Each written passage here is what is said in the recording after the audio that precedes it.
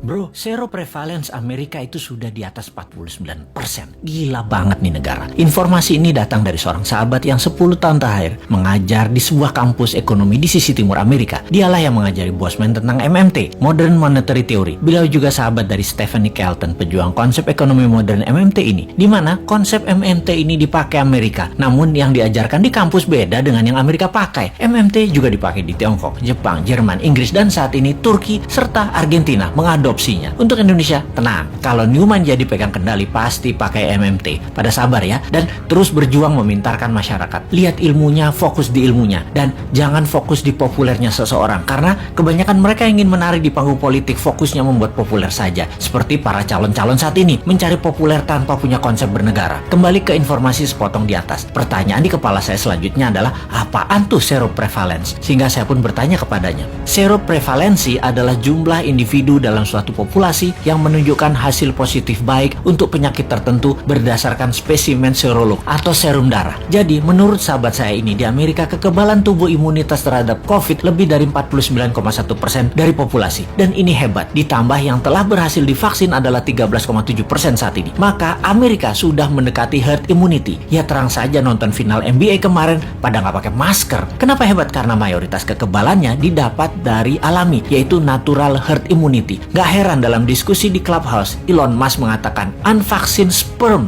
50 years from now are more precious than gold. Yang dalam arti sederhananya adalah sperma manusia yang tidak divaksin lebih tinggi nilainya dibanding harga emas 50 tahun lagi. Oke, wis jangan dipercaya omongan Elon Musk. Itu hanya omongan manusia oportunis. Sing bener pejabat saat ini, maha bener. Kita harus dukung terus demi utuhnya NKRI sampai masanya new mind tiba. Sing sabar ya. Kalau pandemi corona adalah bencana alam natural disaster, maka sesungguhnya kesembuhan alami adalah herd immunity natural juga untuk mengalahkannya. Sungguh, strategi yang terbaik adalah dari alam oleh alam. Kalau COVID adalah man-made disaster, ada dua strateginya. Nego dengan yang mengendalikan dan ikuti maunya mereka. Atau tantang mereka. Tantang perang puputan. Tantang perang sampai mati. Pakai vaksin sendiri, pakai imunoterapi. Pokoknya jangan pakai vaksin asing aja. Wani ora, kalau nggak berani ya seperti saat ini, ikuti aja protokol globalis. Dilanjut oleh teman saya tadi. Jadi kalau Amerika pakai vaksin mengatasi herd imunitas secara mayoritas itu hoax. Itu hoax. Bener, pakai vaksin, tapi hanya minor. Hanya palingan 20-30%an saja. Yang 30%an nanti yang alami. Amerika pakai natural imunitas terbanyaknya. Lalu saya bertanya, kalau Tiongkok menangani COVID pakai vaksin ya? Dijawab olehnya, belum tentu. Tiongkok itu rezim komunis. Gak ada transparansi dan akuntabilitas bagi siapapun dari luar negeri bisa mengakses kebenaran informasi yang Tiongkok berikan. Siapa yang bisa memverifikasi berita kalau society dibungkam di sana? Banyak ahli-ahli luar Tiongkok mau fact finding masuk ke Tiongkok, nggak bisa, ditolak Beijing. Sebaiknya kita tidak consider data Tiongkok sebagai data utama. Semua data dari Tiongkok itu dari pusat partai komunis. Semuanya dialterate, diubah sesuai untuk kepentingan propaganda yang menguntungkan Tiongkok. Bisa saja ternyata Tiongkok juga pakai natural herd immunity, namun dipropagandakannya pakai vaksin. Taunya Tiongkok menyehatkan warganya dengan multivitamin dan mineral, sementara vaksin diekspor keluar sebagai dagangan internasional. Jadi Tiongkok kayak Amerika juga. Jangan-jangan 60%-nya pakai natural herd imunitas, sisanya vaksin. Siapa yang tahu? Banyak negara tergocek globalis cabal agar pakai vaksin mayoritasnya. Yang natural imunitasnya dibatasi. Memang tidak deadly atau mematikan menggunakan vaksin itu. Vaksin faktanya memang mengurangi fatality kematian. Tetapi sisi lain, ya kita jadi korban ekonomi, jadi miskin. Kita jadi buyer beliin vaksin terus. Ya, semoga salah lagi nih data dari Tiongkok dan globalis kali ini. Tapi data seroprevalence yang dari Amerika mah bener.